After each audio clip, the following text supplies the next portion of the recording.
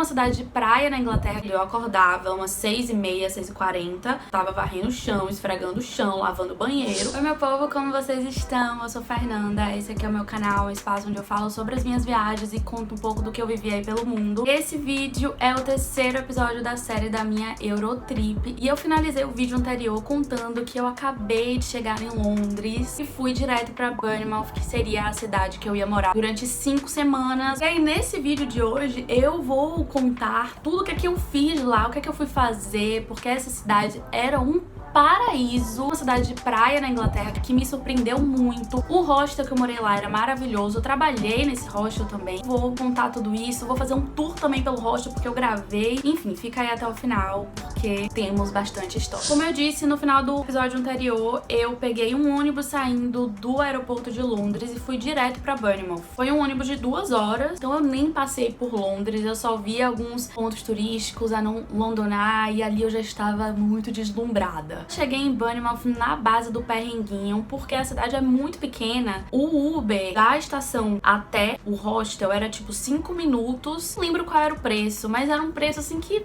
não precisava eu pagar. Aí eu pensei, tá, vou pegar o ônibus. Só que fiquei lá um tempão esperando o ônibus chegar, nada do ônibus chegar. Eu fiz o quê? Vou andando, coloquei no Google Maps 20 minutos. Ok, 20 minutos andando, tranquilíssimo. Só que eu estava o quê, né, gente? Com uma mochila nas minhas costas e uma mochila na minha barriga. Tinha bastante peso, mas eu fui mesmo assim. Quando eu cheguei no hostel, eu já fiquei muito feliz com o que eu vi quando eu entrei, com a pessoa que me recebeu na hora. As dependências do hostel já me surpreenderam. Eu tinha visto fotos, mas quando você vê pessoalmente é outra coisa. E assim, os meus parâmetros de hostel não eram um parâmetro ruim, porque o hostel que eu tinha ficado, que eu tinha morado lá nos Estados Unidos, ele não era ruim, porém também não era um hostel chiquezinho. Lá na Inglaterra era mais chiquezinho, era mais arrumadinho, mais moderno também, mais limpo, mais clean. Aquilo me deu uma paz no coração, porque só o que eu queria era paz. No hostel dos Estados Unidos, que eu morei durante 5 meses, era uma loucura. Quando eu cheguei lá no de Bournemouth, eu percebi que eu ia ter paz. E realmente eu tive. Eu já gravei um vídeo aqui no meu canal explicando sobre a Worldpackers, como foi voluntariar em hostel através da Worldpackers. Vou colocar aqui nos cards pra você assistir depois desse vídeo, caso você tenha interesse. Mas a Worldpackers, ela é uma plataforma que conecta viajantes com hosts, pessoas, hostels locais ao redor do mundo e aqui no Brasil também, que estão precisando de mão de obra. O viajante, ele vai pra lá pra trocar a mão de obra dele por alguns benefícios como hospedagem e algumas refeições, às vezes, né? Porque tem lugares que tem refeição, tem lugar que não tem refeição. Lá em Bournemouth eu não tinha nenhuma refeição, mas eu tinha a hospedagem, porque enfim, era o principal, eu tava ali pra aquilo. E se tratando de Inglaterra, de libras, você ter a hospedagem, não pagar por aquilo, é assim, tudo na minha vida, né? Não vou explicar muito sobre a Worldpackers aqui, porque eu já tenho um vídeo explicando um pouco mais. Mas se você tiver alguma dúvida, pode me perguntar aqui nos comentários, ou então me mandar lá no Instagram, @FernandaTourinho. Eu vou explicar o que eu fazia lá em Bournemouth. Eu apliquei pra vaga de housekeeping, que é basicamente limpeza. Tinham 3 tipos de expediente. A gerente, que era quem fazia o nosso schedule, cronograma semanal, ela mesclava pra que a gente não ficasse fazendo só a mesma coisa. Tinham 3 tipos. O primeiro tipo era de limpeza dos banheiros, então limpar todos os banheiros do hostel. O segundo tipo era limpar a cozinha e toda a área da cozinha, que era uma área bem grandinha assim. E o terceiro era de áreas comuns e quartos. Então limpeza de escadas, de salas, de recepção e limpeza do quarto em si, sem arrumar a cama. Quem faziam as arrumações de camas eram os recepcionistas. Eu tinha que cumprir 7 expedientes por semana. A gerente, ela mesclava entre os 3 tipos de expediente. Por exemplo, em uma semana eu poderia ter 3 dias de limpeza de banheiro, 2 dias de limpeza de cozinha e 2 dias de limpeza de área comum. Muitas vezes a gente tinha 2 expedientes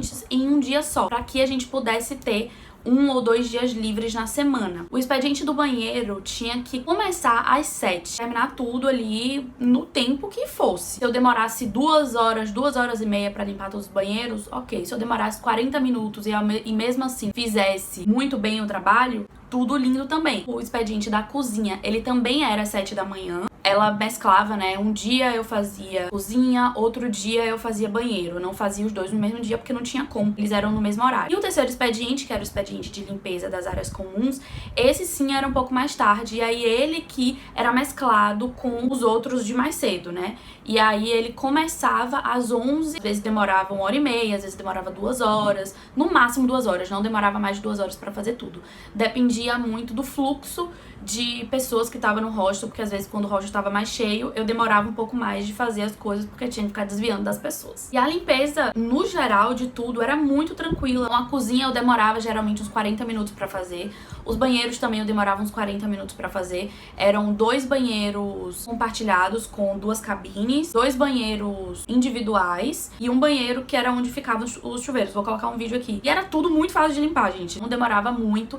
E como era muito cedo, geralmente não tinha ninguém transitando por ali. Então acabava sendo muito rápido. As áreas comuns também era bem fácil de limpar. Os quartos também. A única coisa chata era que eu tinha que ficar subindo e descendo com o aspirador de pó. A gente guardava o aspirador no subsolo, que era onde ficava a cozinha. E aí eu tinha que subir do subsolo pro térreo, que era onde ficava a recepção, depois pro primeiro andar, depois pro segundo andar. Só pra vocês terem a noção, do meu quarto, que ficava no último andar até a cozinha, eram 58 degraus. Sim, eu contei. Minha rotina, ela era maravilhosa, sinceramente, né? Eu tava lá trabalhando também com a minha antiga profissão, que era de astróloga, então eu tinha bastante tempo pra trabalhar e, além de tempo, eu tinha lugares pra trabalhar também, porque eu trabalhava gravando, né? Eu tinha que gravar as análises, os atendimentos. Tinha uma varandinha, assim, que quase ninguém ia lá. Mas como é que era a minha rotina? Um dia que eu tinha 2 expedientes, então, por exemplo, eu tinha ou banheiro ou cozinha pra limpar de manhã cedo, eu acordava umas 6h30, 6h40, me arrumava e descia pra a área lá da cozinha, que é onde ficavam os produtos de limpeza, tanto pra cozinha como pro banheiro. Eu pegava lá embaixo no subsolo. Em torno de 7 eu começava a fazer o serviço todo e geralmente eu terminava em 40 minutos, 50 minutos, no máximo 1 hora. Então 8 horas eu sempre tava livre já.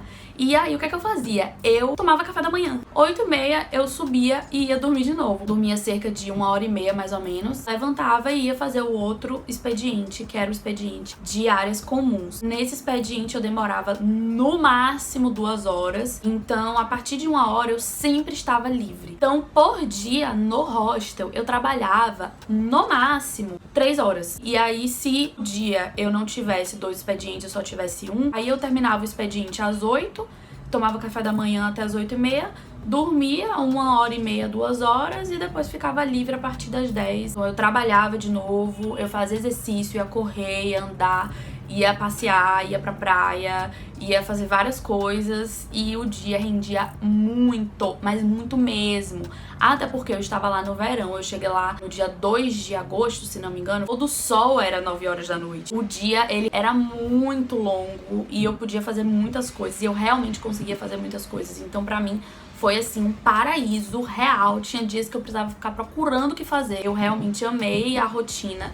Era muito diferente do que eu tava acostumada lá nos Estados Unidos, porque era bem pesadinha a minha rotina. Tem um vídeo aqui onde eu explico toda essa rotina lá no hostel nos Estados Unidos. O normal é que a gente não trabalhe tanto quanto eu trabalhava lá nos Estados Unidos, mas sim uma quantidade mediana como eu trabalhava lá na Inglaterra. Era um trabalhinho ali que eu tava fazendo limpeza, eu tava lavando bastante prato, eu tava esfregando coisa, eu tava varrendo o chão, esfregando o chão, lavando o banheiro, mas não era algo tão desgastante quanto foi nos Estados Unidos. E nos Estados Unidos foi desgastante por conta do volume de trabalho, não por conta do trabalho em si, porque era basicamente o mesmo.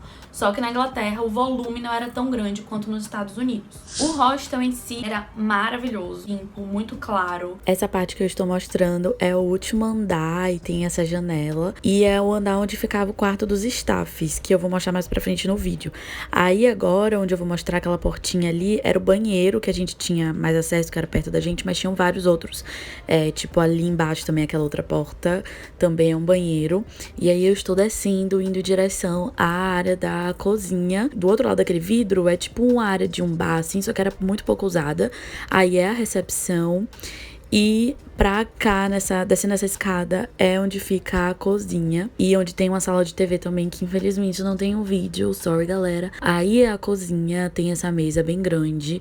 Ali na direita era a varanda que eu cheguei a citar, que era onde eu trabalhava. Tinha milhões de geladeiras. E, enfim, era bem espaçosa. Era silencioso também, o barulho maior que acontecia era na área da cozinha, que era lá embaixo, então não incomodava quando eu quisesse ficar no silêncio.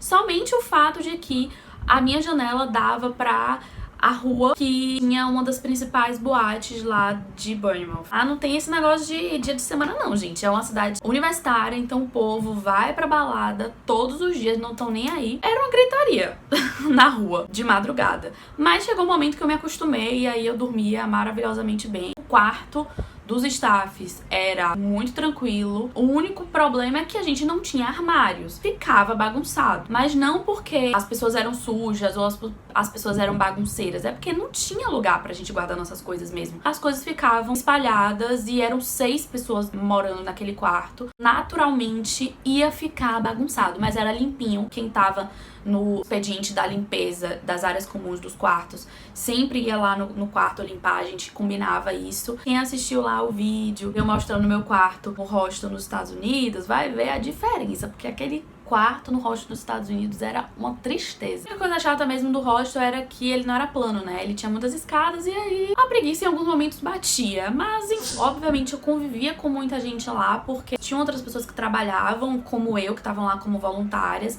Então, o quarto dos staffs eram 6 voluntários, mas tinha mais outros 2 que ficavam em outro quarto. As nacionalidades eram um casal de brasileiros, uma mulher e um homem, um outro brasileiro também, uma americana que tinha família mexicana, então ela era meio latina também, assim, ela falava bastante espanhol, a gente ouvia bastante reggaeton, até RBD a gente escutou junto. E ela era da Califórnia também, então um lugar, assim, que eu já estava familiarizada com a cultura, então foi maravilhoso, a gente virou muito amiga.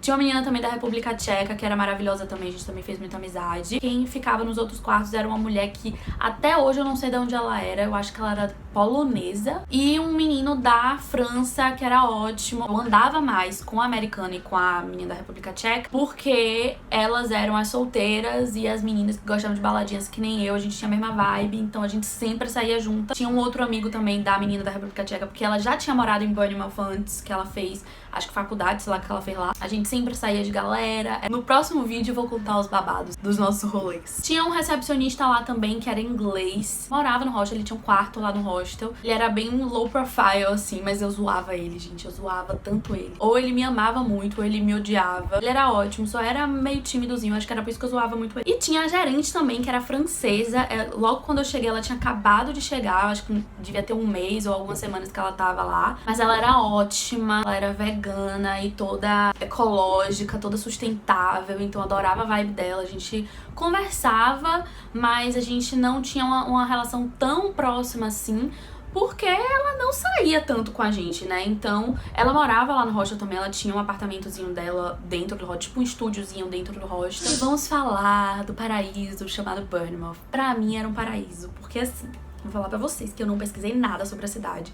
Eu fui pra lá morrendo de medo e foi meio de última hora, porque eu não queria aplicar pra ir pra Inglaterra, porque eu tava com medo dos valores. Só que nenhuma das vagas que eu tava aplicando estava me aceitando. Depois de tanto tempo eu tentando encontrar um lugar pra ficar em agosto, porque não tinha lugar pra ficar em agosto, eu fiz, tá, eu vou ter que aplicar pra esse hostel aqui, que eu já tinha salvo, já tinha visto o hostel lá.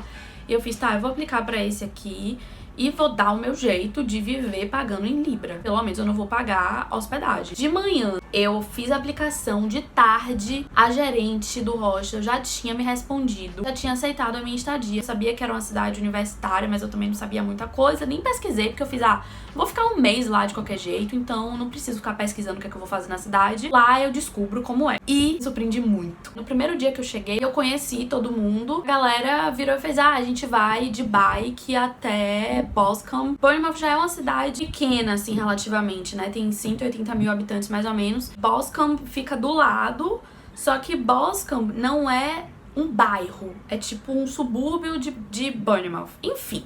Aí eles falaram, a gente vai pra Boscombe conhecer, que tem gente ainda que não conhece. Aí eu fiz, tá, então bora. Fui de bike com eles e eu simplesmente me deparei com a vista mais linda de todas, que eu não esperava me deparar. Um pier, paisagens bonitas e calçadão pra você correr, pra você caminhar. Eu tava vendo de cima, né, porque a parte da bike que a gente foi, que tem uma parte de baixo, mas tem uma parte que um caminho que dava pra ir por cima. Eu fiquei chocada, porque era uma vibe meio San Diego, meio Califórnia. E assim, eu sou suspeita pra falar, porque eu amo.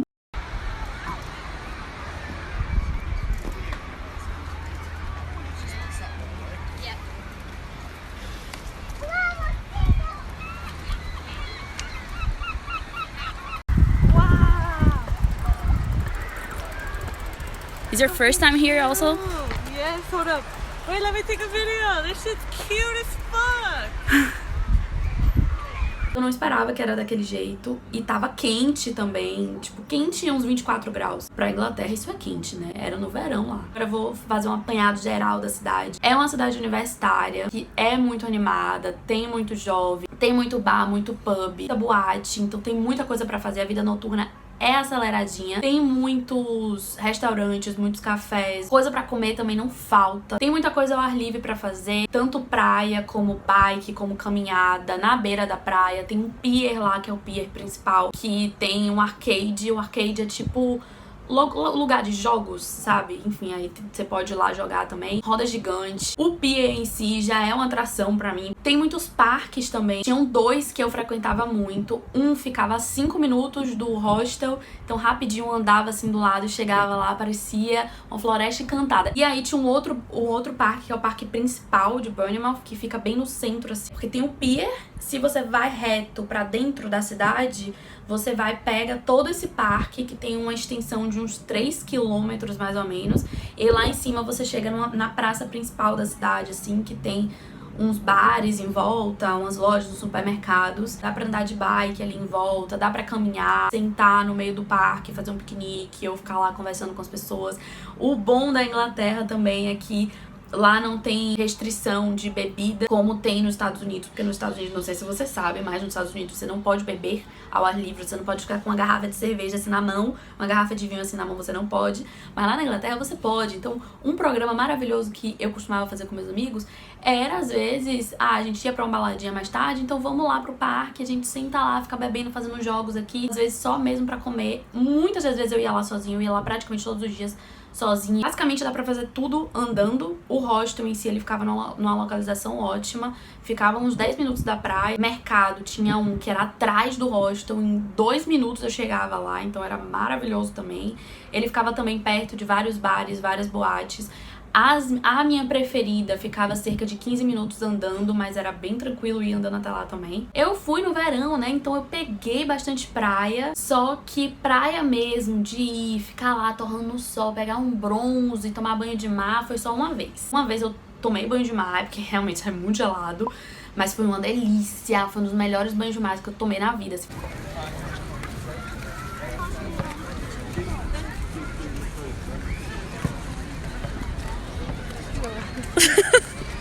What's that? My protector.